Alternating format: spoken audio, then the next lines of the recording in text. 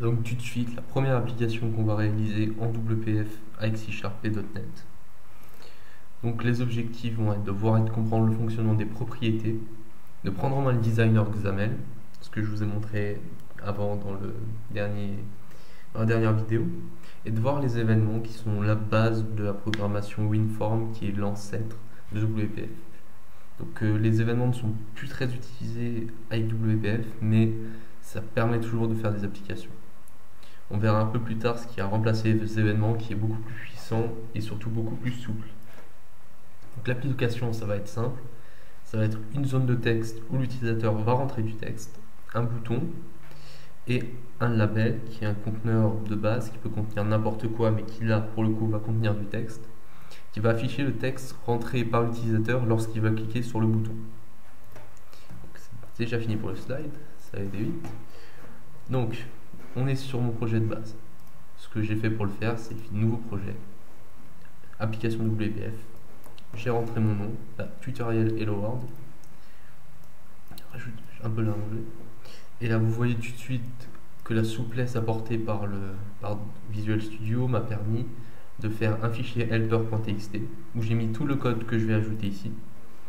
Et je l'ai mis juste à côté, comme ça, si j'ai un trou ou si j'ai besoin d'aller plus vite, c'est très pratique. Donc, on va commencer par présenter le designer. Donc, le designer, c'est cette partie ici, avec en dessous la zone de texte où on a du XAML, la version code de ce qu'il y a ici. Et on va lancer la toolbox qui est ici. Voilà. On a des contrôles de base, contrôle WPF commun, les boutons, la checkbox, la combo box, le label qu'on va utiliser plus tard, la textbox. Ici, on a tous les contrôles WPF, par exemple le doc panel qui va nous être très utile plus tard aussi.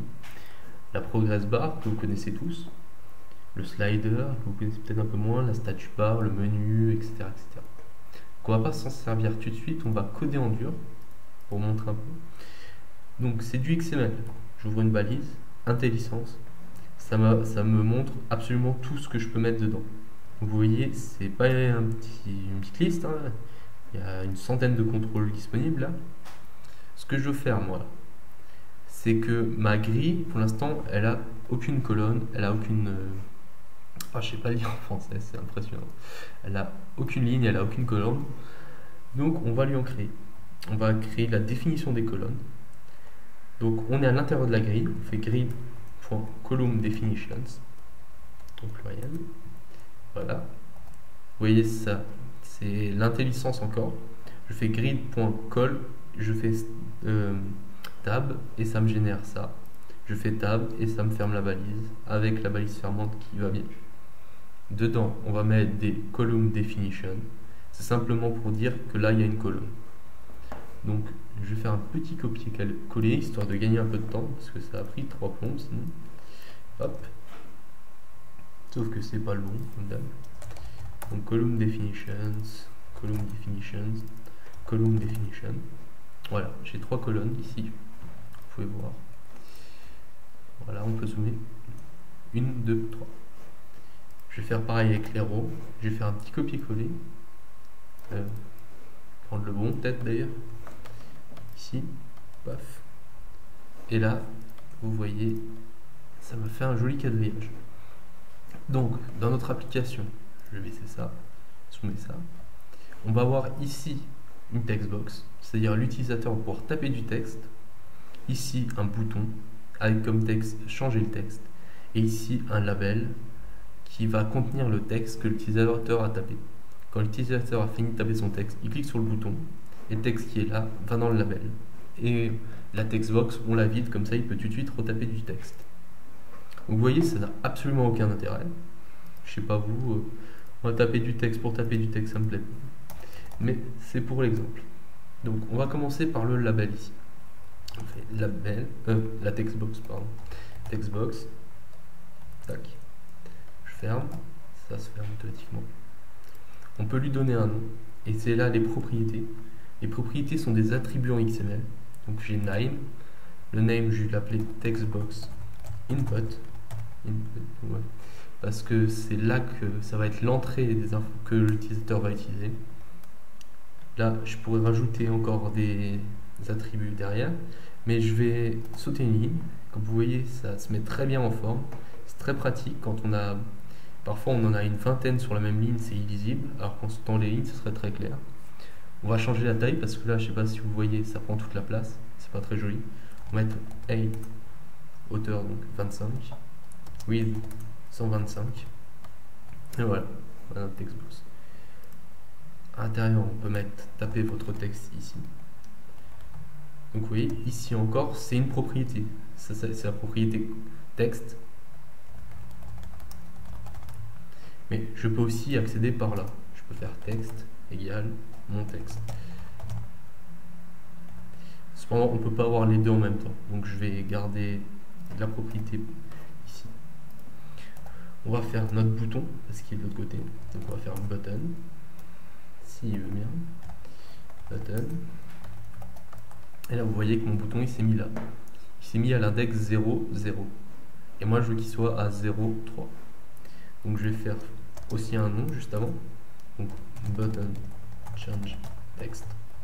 Alors je mets les noms de toutes mes propriétés et tout en anglais. Ensuite, on va juste changer aussi sa taille. On va lui mettre la même taille, 25, hauteur, width 2, 125. Et là, si je veux le mettre là-bas, je vais utiliser grid.column et je vais la mettre à 3 parce qu'il est enfin à 2, pardon, parce qu'il est dans la 0, 1, deuxième colonne. On compte toujours à partir de 0. Et je peux faire pareil pour les rows, c'est ce qu'on va voir tout de suite après. Donc là, pareil, mon bouton, je peux lui mettre du texte ici, ou je peux utiliser sa propriété contact. Alors, on a la propriété texte pour ce qui contient que du texte. Une textbox, ça contient que du texte, ça ne peut pas contenir autre chose. Alors qu'un bouton, ça peut contenir autre chose. Ça peut contenir un autre bouton, un bouton. Donc, il a une propriété contact. Ça peut contenir une checkbox aussi. Vous voyez les petits ronds avec une croix au milieu, ça peut aussi en fait, ça peut contenir absolument n'importe quoi. Alors qu'ici, vous ne pourrez mettre que du texte. Donc dans sa propriété content, je vais mettre du texte. Ça va être par exemple changer le texte. Voilà. Et là, vu que je mets rien dedans, je peux aussi le faire comme ça, c'est-à-dire une seule balise, pas deux. Là, on a une balise ouvrante, une balise fermante. Ici, on a une seule balise qui auto-fermente. C'est du XML classique. Et on va rajouter un label qui va être name label output qui va contenir mon texte, je vais dire comme ça, et ce label je vais le mettre à 1 1 1 1 dans ma grille. Donc ça va faire grid column 1 grid.row 1 et voilà, il est positionné. On va juste encore changer sa taille parce que je trouve qu'il est un peu grand ici. Je vais par exemple le mettre comme les autres à 125 25, donc width 125 et 25 et voilà. Alors tout ça là, on vient de le faire par code. On peut très bien le faire via le designer, donc pas par Atolbox, la fenêtre des propriétés. Alors moi je la mets là en général, voilà, comme ça, et voilà.